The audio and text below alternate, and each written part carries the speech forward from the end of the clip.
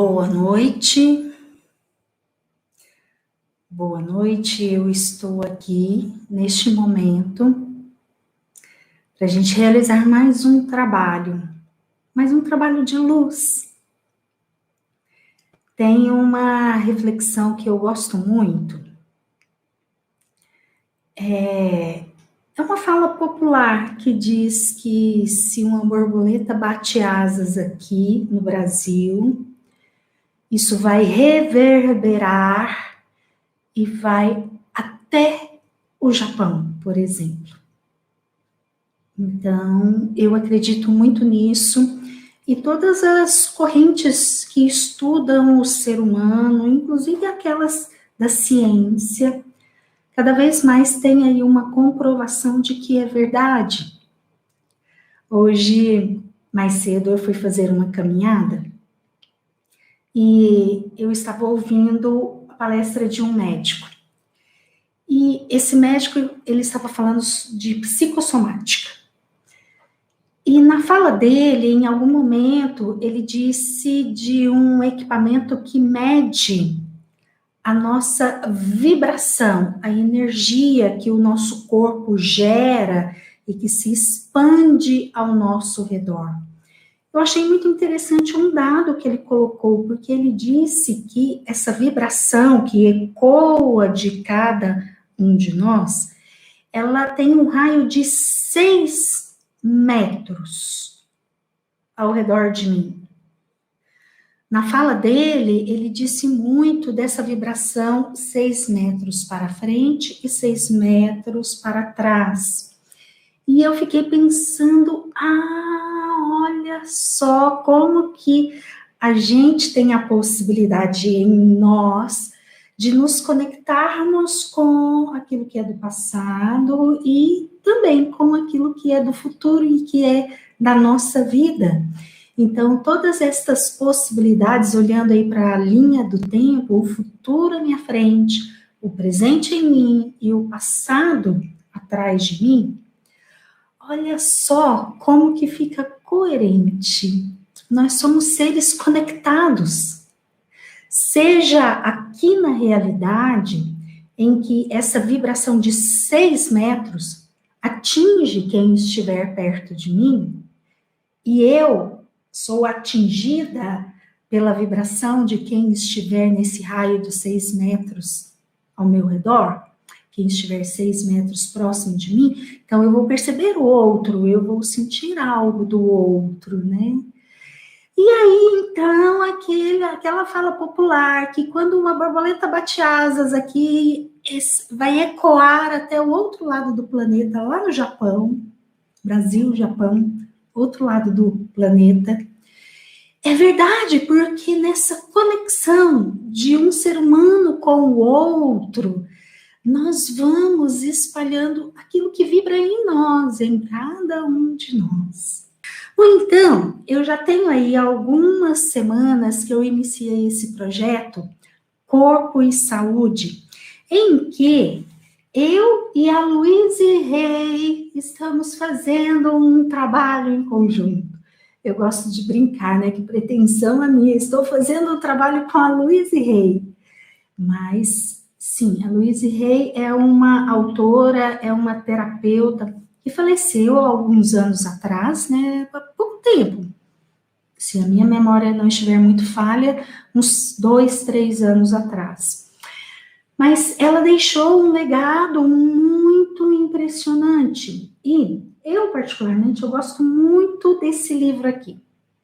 E essa série, Corpo e Saúde, eu tenho feito ela toda baseada naquilo que a Luíse Rei fala sobre determinadas doenças, e aí eu me permito fazer alguns comentários ali naquilo que tange a minha experiência e o meu conhecimento, e assim nós fazemos um trabalho em conjunto, eu e a Luíse Rei. Olha que chique, não é? E hoje, a minha proposta aqui para vocês é a gente estudar um pouquinho sobre as doenças, algumas doenças mentais. Bom, neste trabalho da Luíse Rei, ela parte do princípio que a nossa mente é que gera as doenças. Como assim, Inês? A nossa mente gera as doenças. Aquilo que eu penso está vibrando em mim, gerando emoção e gerando energia, vibração.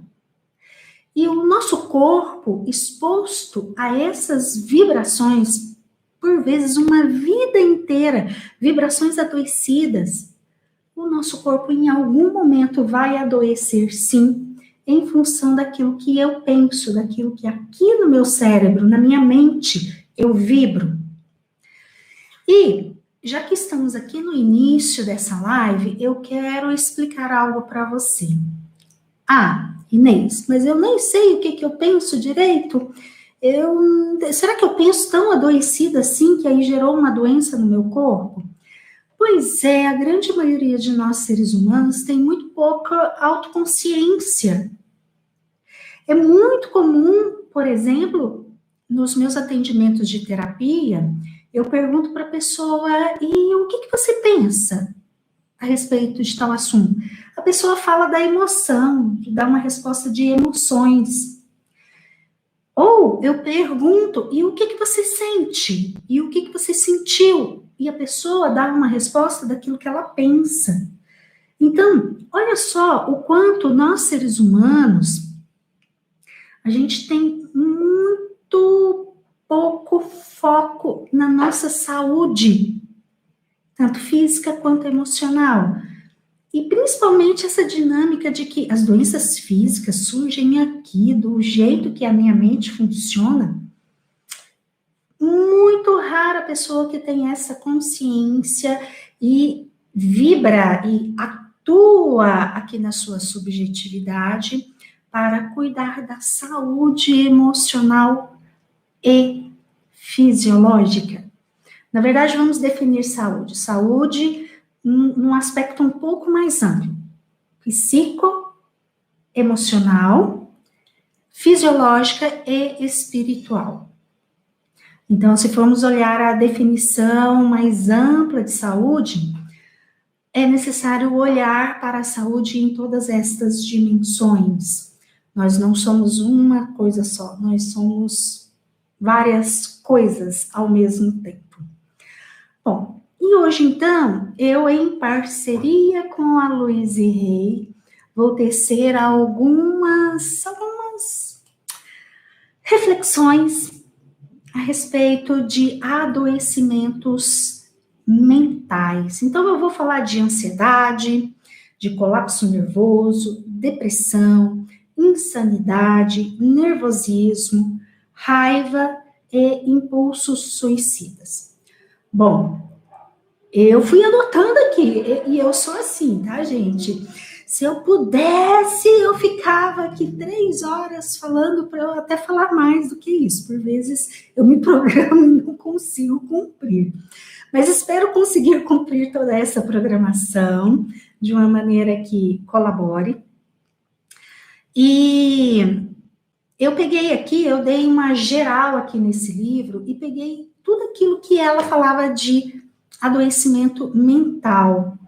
E as doenças relacionadas a adoecimento mental, fazendo a distinção aqui, eu estou dizendo de adoecimento mental, diferenciando de adoecimento fisiológico, né, de doenças diretamente relacionadas ao corpo, mas que, de qualquer forma, tem a mesma origem, que é lá no modo como eu penso a vida, no meu padrão mental, e que possamos, neste nosso encontro, realizar muitas emissões de luz nos nossos 6 metros de raio, 6 para cá, 6 para lá, e em todas as direções, e possamos transmitir essa luz numa corrente de bem, contribuindo tanto para a gente, para que possamos ficar saudáveis, quanto para quem está ao nosso redor. E olha que lindo isso, fazendo uma contribuição de luz e saúde com toda a humanidade. E veja bem que vivenciamos um momento em que isso é muito importante, que vibremos luz, saúde, paz, equilíbrio, porque a humanidade toda tem vibrado o contrário, né? Medo, tristeza, dor, ansiedade muito grande, né? Por conta aí desse momento que a gente vivencia aí o coronavírus, pandemia e etc., que vem aí no pacote, né? Tudo junto.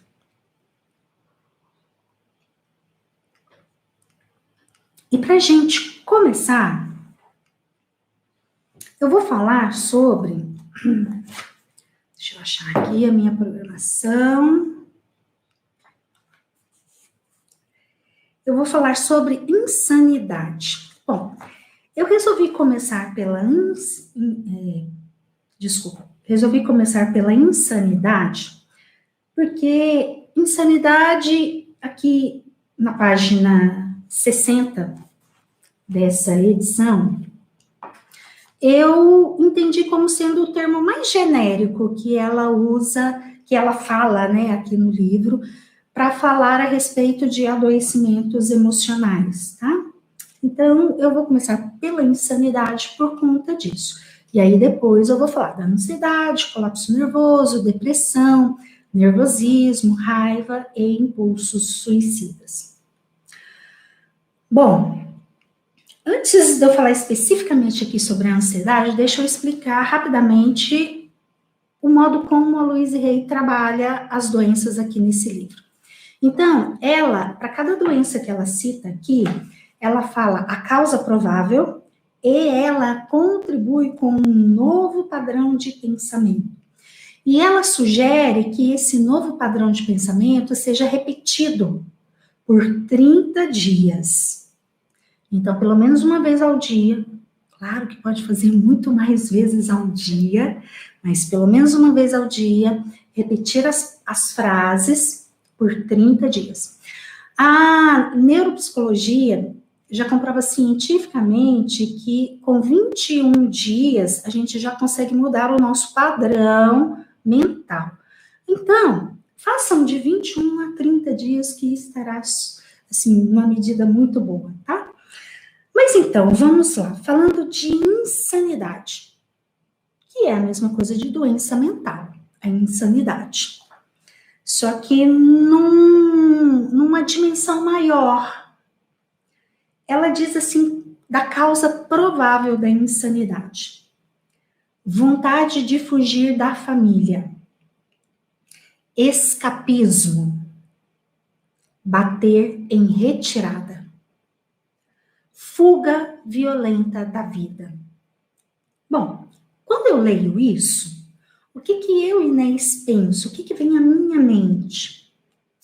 Fica parecendo que a Louise Hay está falando aqui daquilo que é lá da constelação, claro que aí ela não fala da constelação, né? Então aqui eu estou colocando uma contribuição minha.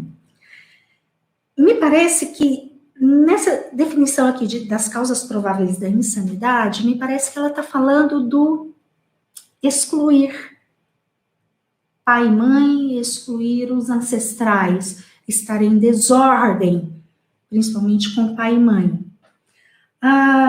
Quando eu leio aqui, vontade de fugir da família, escapismo, bater em retirada, fuga violenta da vida, eu fico pensando, bom, a primeira coisa que me vem à mente são histórias que eu escuto muito.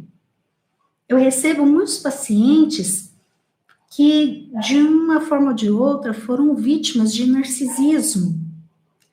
Então, nasceram ali de um pai ou uma mãe narcisistas e cresceram ali na dinâmica do narcisismo da família.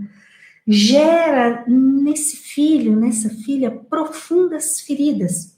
E aí, na reatividade, essa pessoa, ela vai ter vontade de fugir da família, escapar, bater em retirada.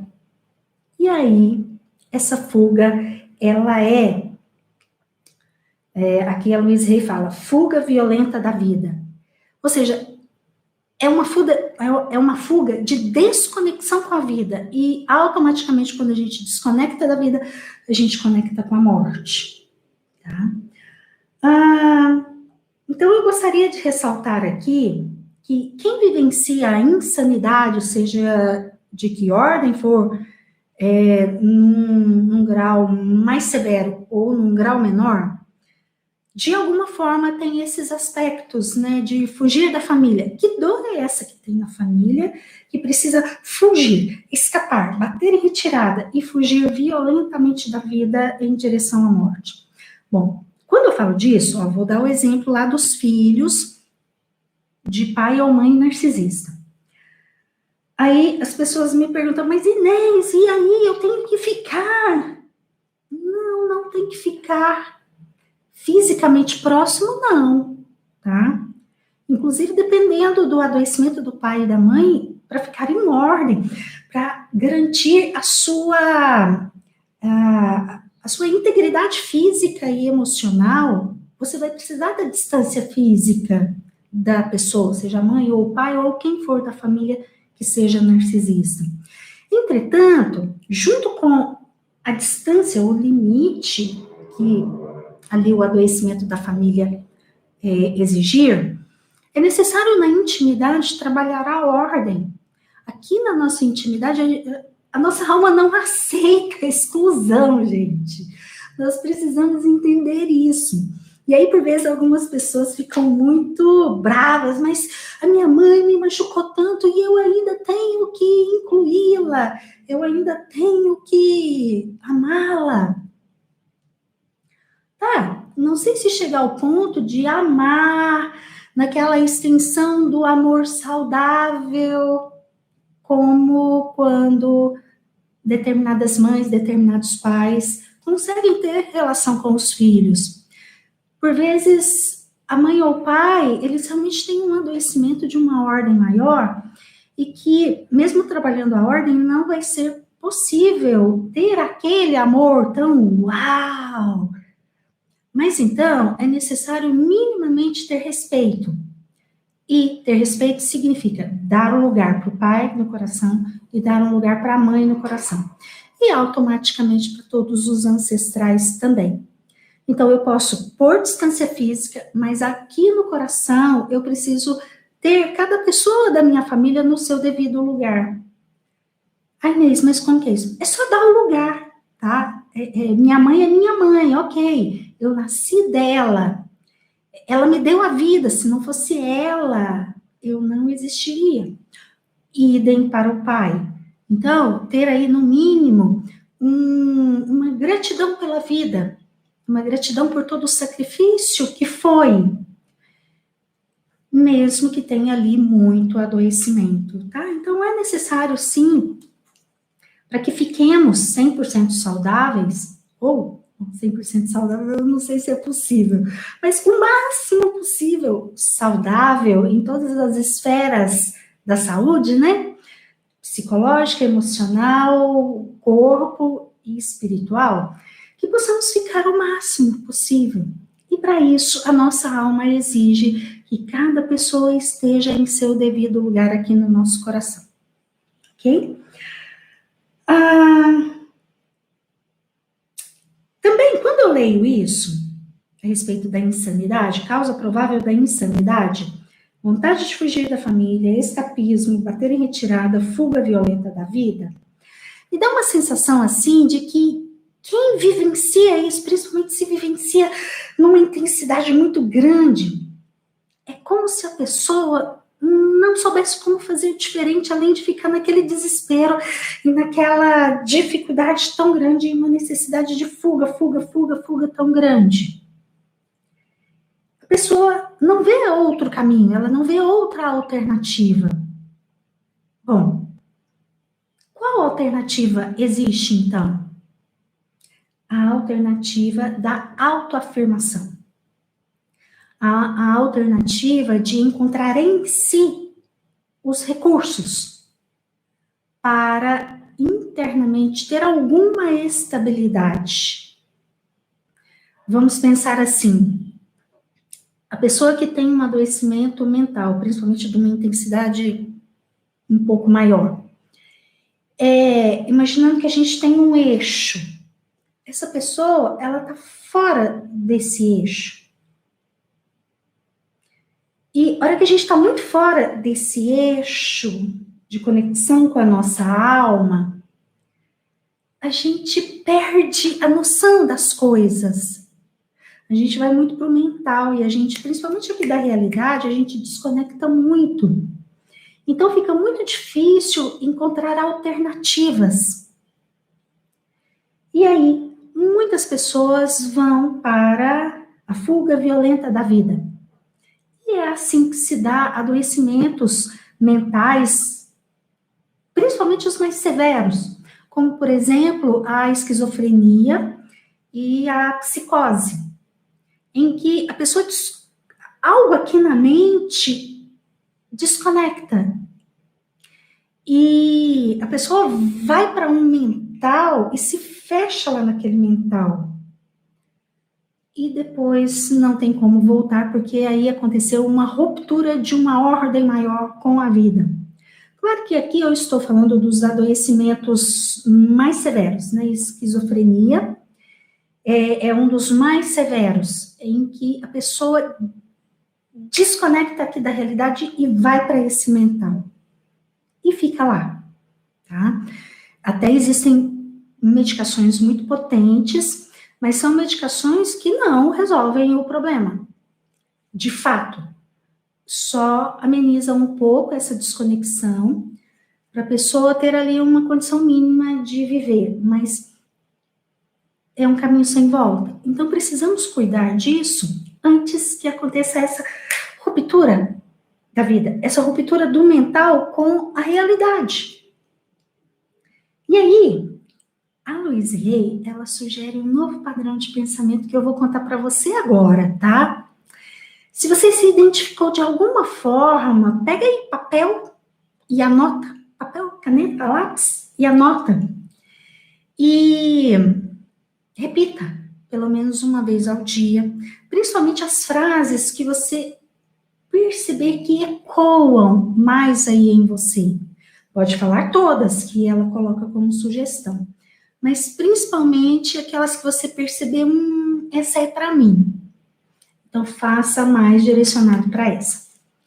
Novo padrão de pensamento para insanidade. Para resolver a questão da insanidade. Esta mente conhece sua verdadeira identidade e é uma manifestação criativa da expressão divina. Aqui, como ela colocou, ficou muito na terceira pessoa e ficou distante. Então, eu, Inês, vou me permitir uma licença poética aqui, sei lá, nem sei se é licença poética, mas enfim. Eu vou sugerir que essa frase seja dita na primeira pessoa. A minha mente conhece a minha verdadeira identidade. E eu sou a manifestação criativa da expressão divina. Ai, gente, é muito lindo. Não, me perdoem quem não concorda comigo. Mas eu acho muito lindo. Olha a potência disso. Eu sou a manifestação criativa da expressão divina. Olha a potência disso. Na verdade, eu me conectei muito com essa frase. E eu diria que resolve insanidade de qualquer ordem. Seja as de, enfim, a insanidade que for. Porque se formos ver, todo adoecimento tem algo ali de insanidade, tem algo de desconexão com a nossa alma. E aí eu fico pensando se todos nós não tínhamos que trabalhar essa frase, não é? Olha que linda! Eu sou a manifestação criativa da expressão divina. Nossa, aqui agora até me deu um empoderamento, assim. Ficou muito bom. Vou repetir novamente tudo na primeira pessoa. A minha mente conhece a minha verdadeira identidade. E eu sou a manifestação criativa da expressão divina. Lindo, né? Muito bom. Muito bom mesmo. Prosseguindo, eu vou falar de colapso nervoso. Até outro dia, uma pessoa, eu não anotei o nome, lá nos comentários de um vídeo aqui do YouTube, pediu para eu falar a respeito de convulsão emocional. Bom, eu, sinceramente, eu nunca constelei ninguém com esse sintoma, convulsão emocional, mas eu fico pensando que deve ser algo muito semelhante a isso daqui que a Louise Hay chamou de colapso nervoso. Bom, para quem tem convulsão emocional, me ouça naquilo que eu e Inês vou falar e naquilo que eu vou ler aqui da Louise Hay. E perceba aí na sua subjetividade se ecoa, se faz sentido, tá? Se fizer sentido, então provavelmente a convulsão emocional trata-se também de um colapso nervoso, tá bom? Se não fizer sentido, então ok. Deve ser outra dinâmica, então não faça o exercício que daqui a pouco eu vou colocar. Mas, como causa provável do colapso nervoso, a Louise Hay diz assim: egocentrismo está embaralhando os canais de comunicação. Bom, fiquei aqui me perguntando, né, canais de comunicação, o que será que é isso, né?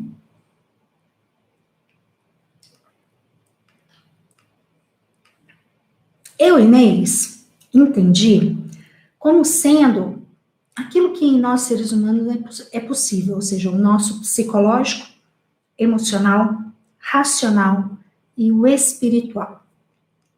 São canais de comunicação, são canais que pulsam em nós.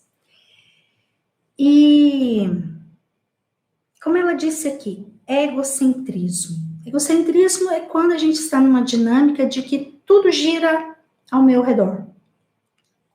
E quando eu estou nessa dinâmica de tudo gira ao meu redor, primeiro é uma dinâmica infantil, tá? Regredida, adoecida. Por quê? Quem é que é egocêntrico? A criança pequena, tá? A criança mesmo. Até ali por volta dos 6 anos de idade, toda criança é egocêntrica. Por quê, Inês? Tá, primeiro, não é o bicho de 7 cabeças. Não é, não. Egocentrismo simplesmente é uma característica da criança pequena. Simplesmente é aquilo que o cérebro dela dá conta até aquele momento, devido ao desenvolvimento do cérebro da criança. Então, não é nenhum pecado mortal, não é o fim do mundo, simplesmente é uma característica da criança pequena. E quando a gente percebe um adulto com essa característica, então significa que esse adulto está regredido, ele está como uma criança pequena e vivenciando tudo muito aqui, ali, ó, tudo em torno do umbigo dele. O mundo gira em torno do meu umbigo. E geralmente, quem vivencia situações assim, dinâmicas internas assim, geralmente tem muito pouca capacidade de empatia com o outro. Bom, empatia, levando em consideração que eu posso ser empática comigo também, tá? Porque eu pensei aqui, será que empatia é só com o outro? Não, eu posso ser empática comigo também, não é? Posso ser empática com a minha criança interior, enfim. E no contexto do adulto, o egocentrismo ele é preocupante, sim.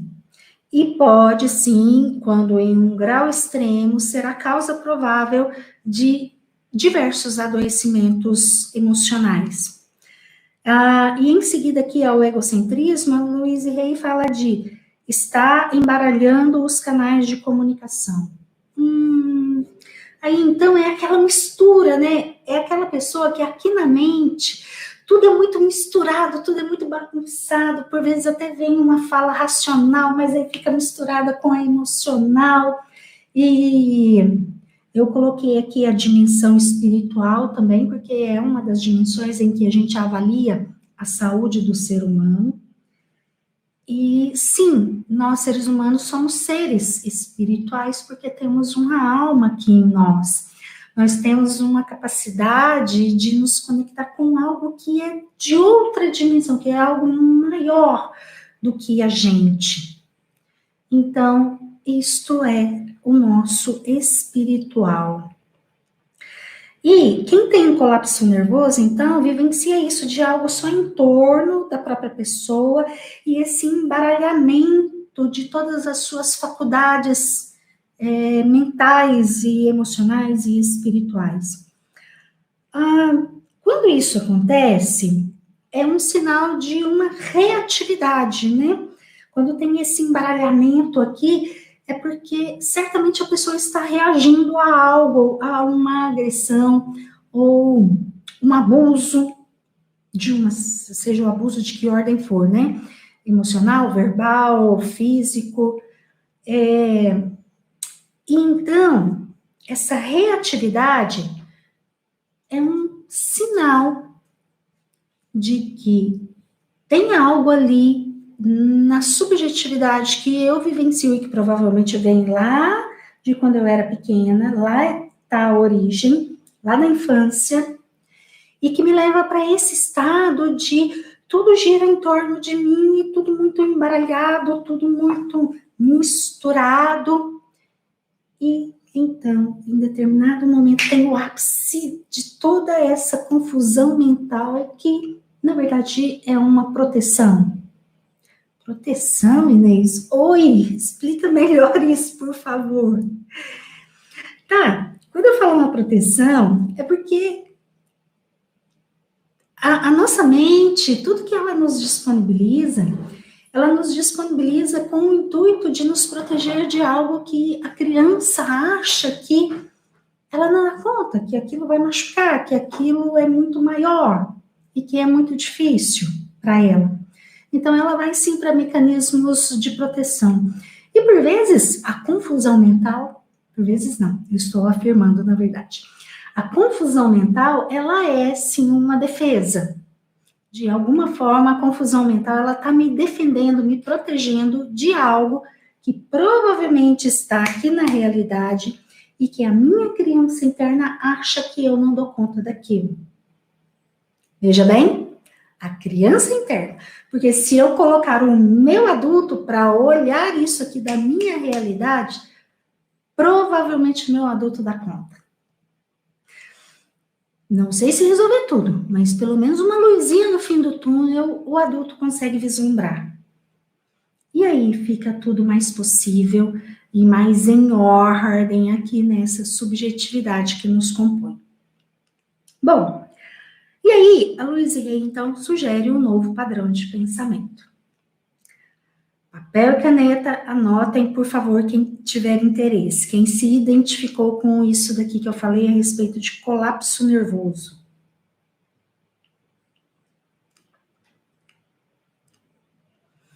Abro o meu coração e faço apenas comunicações amorosas. Estou bem, estou protegido. Não é verdade? Geralmente, quando a gente tem lá as nossas dinâmicas adoecidas emocionais, se eu parar um pouquinho, dar uma respirada e olhar, de verdade aqui na minha realidade, eu não estou em perigo. Eu não estou vivenciando algo numa dimensão tão grande quanto aqui a minha mente criou a fantasia. E depois vem a ansiedade como sintoma. Então, geralmente, eu estou bem e geralmente, assim, eu estou protegida nesses momentos. Claro que aí cada momento tem que ser avaliado, né? Então, vou repetir para quem não pegou todas as frases. Abro o meu coração e faço apenas comunicações amorosas. Estou bem. Estou protegida.